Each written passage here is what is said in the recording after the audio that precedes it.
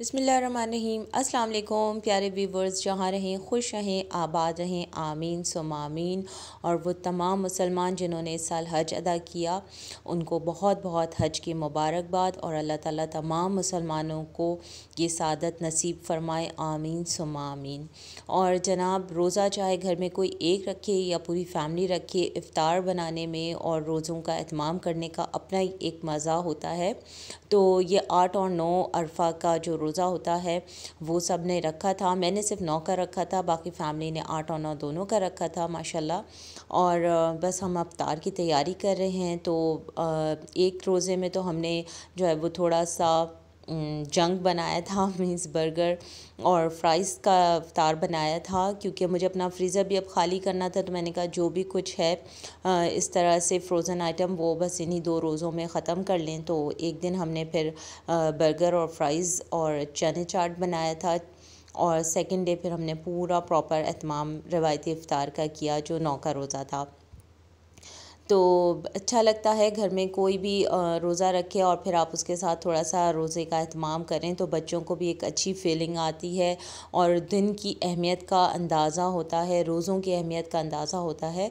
तो बस जितना कुछ हो सका अल्हम्दुलिल्लाह बहुत अच्छे से ये दोनों रोज़े, गर्मी बहुत ज़्यादा है उसके बावजूद भी बच्चों ने बड़े शौक़ से रोज़ा रखा, और मेरे बच्चों को रोज़ा रखने का माशाल्लाह माशाल्लाह बहुत ही शौक़ है। तो बस फिर उनके लिए थोड़ा सा इफ़्तार में एहतमाम करना तो बनता ही है। और ये हमने बनाया था बर्गर, ये मैंने बनाया था चिकन चंक्स का, और फ्राइज़ बनाई थी। फ्राइज़ में मैंने थोड़ा सा जो है वो चिकन पाउडर और राइस फ्लावर ऐड किया था, क्योंकि आजकल गर्मी है तो आलू थोड़े जैसे नरम वाले आलू हैं तो इतनी अच्छी उनकी क्रिस्पी फ्राइज़ नहीं बनती। अगर उसको ऐसे ही फ्राई कर लिया जाए तो पहले थोड़ा सा नमक डाल के पानी में उसको धो लिया ताकि उसका स्टार्च निकल जाए, और फिर उसमें सारे नमक मिर्च थोड़ा सा चिकन पाउडर और फिर साथ में राइस फ्लावर चावल का जो आटा होता है वो मिलाकर और मैंने फ़्राइज़ बनाई थी। और बर्गर में मैंने सिंपल मेयोनीज़, स्लाइस चीज़ और केचप और चिकन चंक्स रखा था।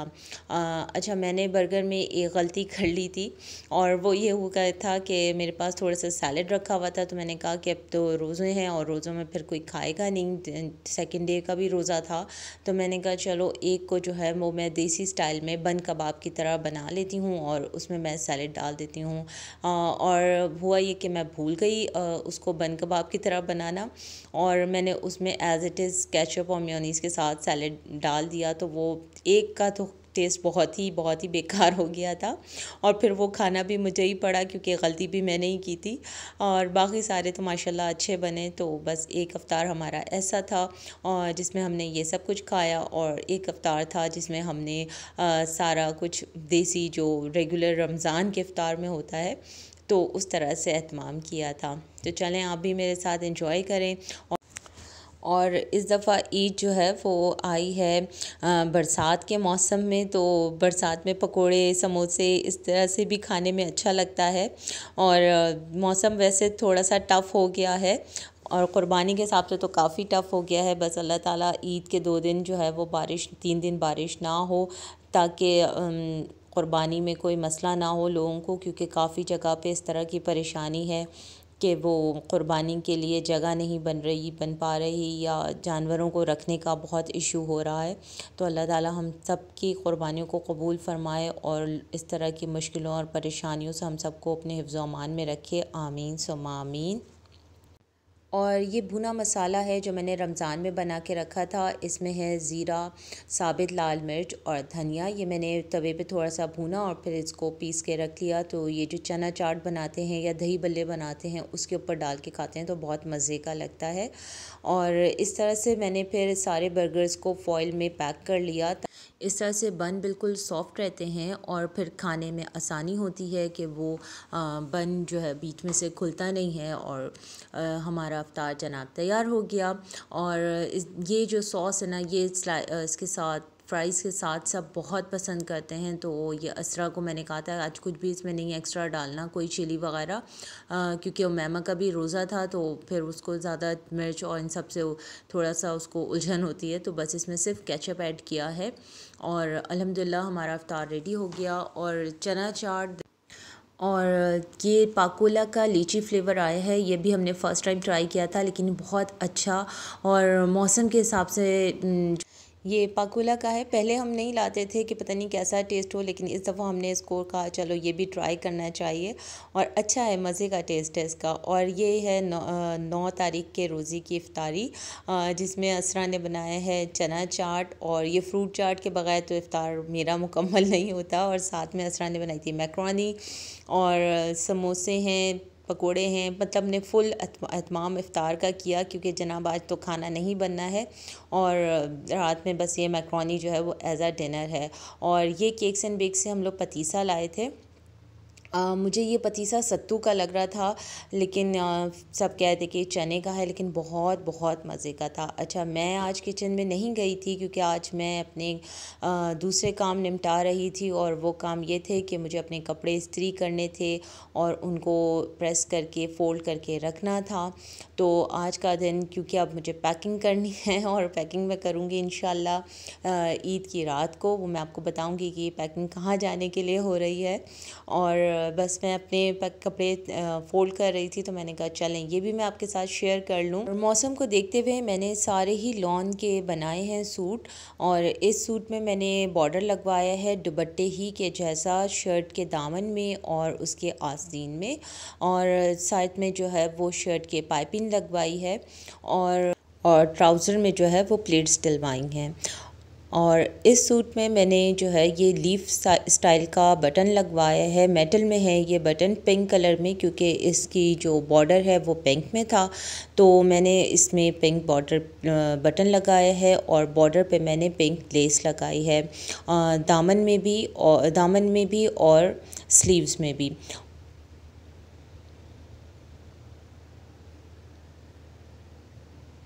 और इसका जो दुपट्टा था ये बिल्कुल डिफरेंट सा इसका प्रिंट है, मींस इसके जो अंदर चेक्स बने हुए हैं वो पूरी कमीज़ में कहीं पर भी वो चेक प्रिंट नहीं है, सिर्फ दुपट्टे पर ही है। और इसका जो ट्राउज़र है ये 1 पीस शर्ट और दुपट्टा था, मतलब 2 पीस था, ट्राउज़र इसका अलग से है।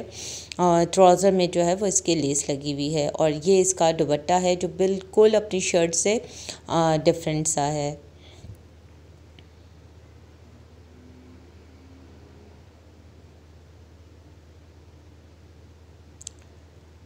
और इसमें मैंने पर्ल वाले बटन लगाए हैं, सामने में, फ्रंट में 4 और थोड़े थोड़े फासले से, और इसकी आस्तीन में मैंने चौड़ी वाली लेस लगवाई है, और इसके दामन में भी यही वाली लेस लगवाई है।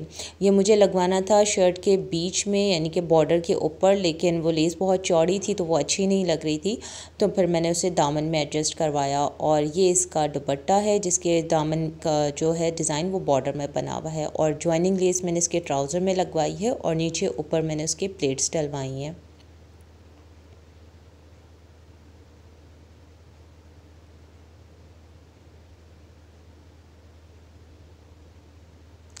और इस सूट में मैंने शीशे वाली लेस, जो लेस कह लें या डिज़ाइन की इसकी बेल थी वो लगवाई है, और आस्तीन में मैंने नहीं लगवाया क्योंकि शीशा था तो वो आस्तीन में थोड़ा सा अनकंफर्टेबल हो रहा था, तो मैंने इसको दामन में लगवाया है और गले पे लगवाया है। और इसमें मैंने कोई बटन नहीं लगवाया, और सिंपल सीधी सी आस्तीन इसकी रखवाई है, और ट्राउज़र इसके जो है मैंने वो कट वाले बनवाए हैं, और दुपट्टा इसका सिंपल पीको करवाया है।